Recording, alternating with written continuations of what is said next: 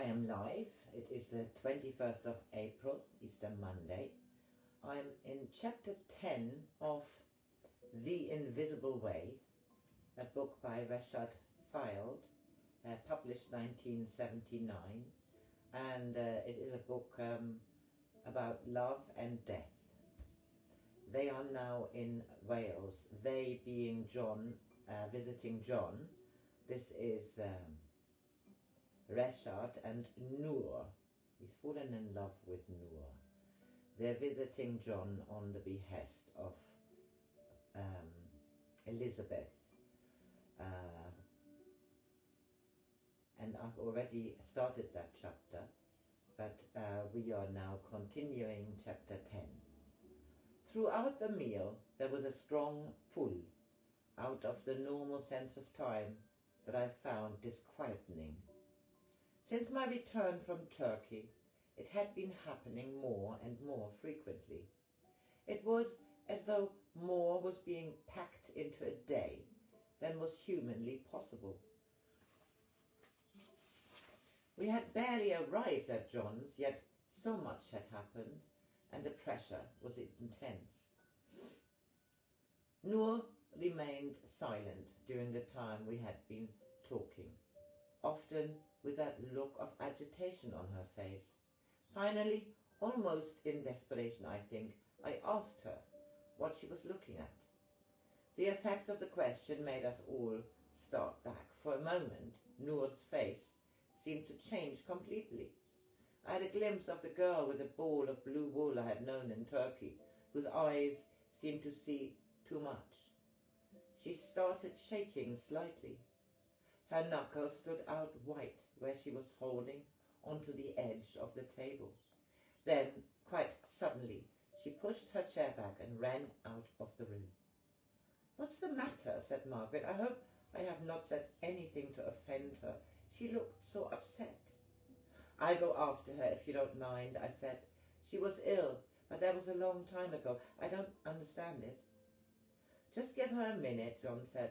"She will be all right. Let her calm down. I think I know what has happened."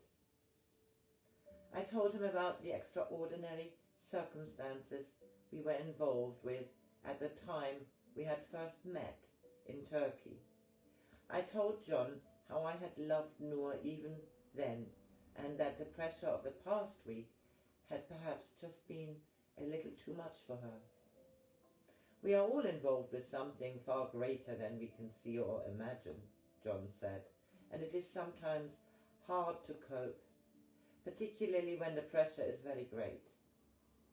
"Oddly enough," Margaret interjected, "she had the same expression on her face when we were in the pub. I thought that she needed a little comfort, but perhaps it is more than that, John." "I believe it is to do with the word recognition," John answered. "What I suspect has happened is that Noor has seen something that she has known before.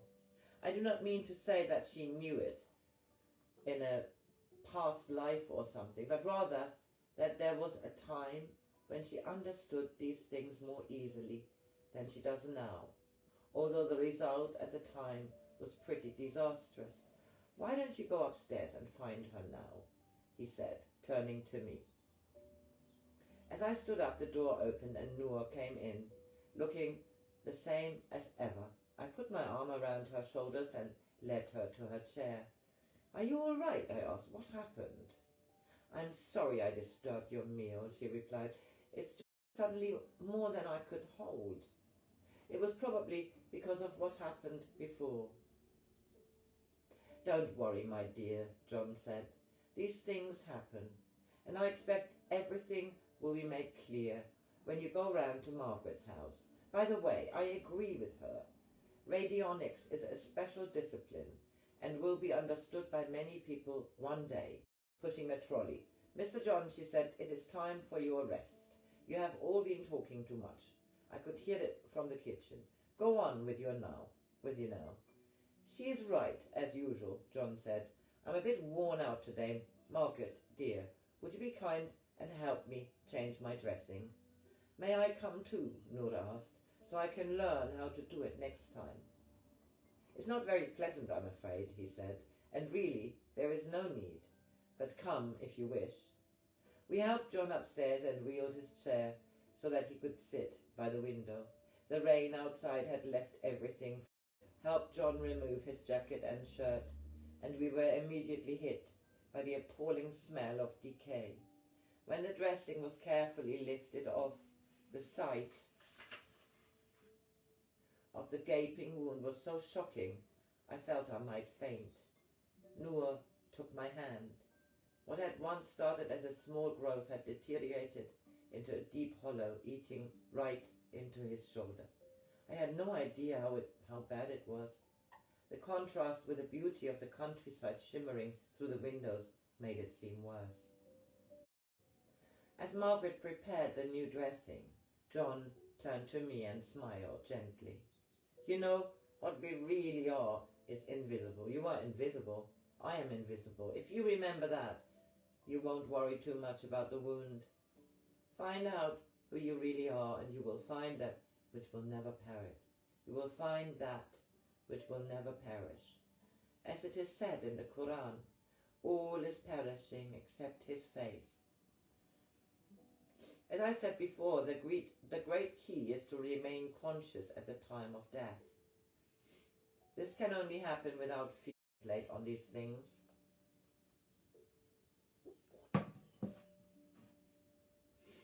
There is so much living to do, so many dreams to dream, so many things to be accomplished.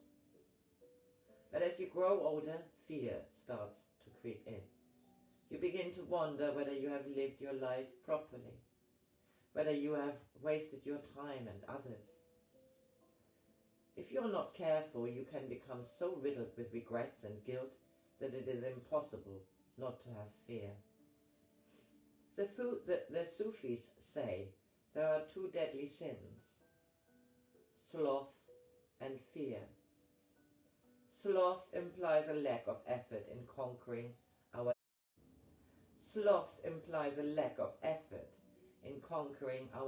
lower nature and bringing it into order. Procrastinating, presuming that there is someone else to do it for us. Fear comes out of a lack of knowledge and trust. Very soon now, the last steps of my life will be completed. The most important thing for me now is to be as awake as I can. Then the real transformation can come, that is, for all of us, if we have worked hard enough during our lifetime. If you are still shocked at a wound, what will it be like for you at the time of death? Seriously, remember what I have said. If you are with me at the right time, it may be possible to experience something of the miracle of transformation. But you must in no way be afraid. This probably sounds a bit dramatic, but there we are. There was tremendous resignation and acceptance in John's voice. We left him dozing in his chair. I found a new shirt for him hanging in the closet, and Noor had wrapped a blanket around his shoulders.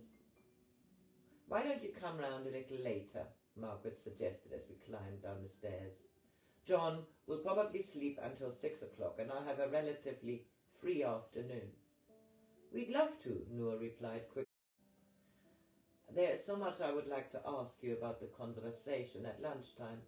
I'll tell you what, we take a walk and have some fresh air, and then we can meet Margaret afterwards. Does that sound all right?" Wonderful, Margaret replied. "I will have a cup of tea waiting for you." So this is the end of chapter 10. The next one, 11, I read soon.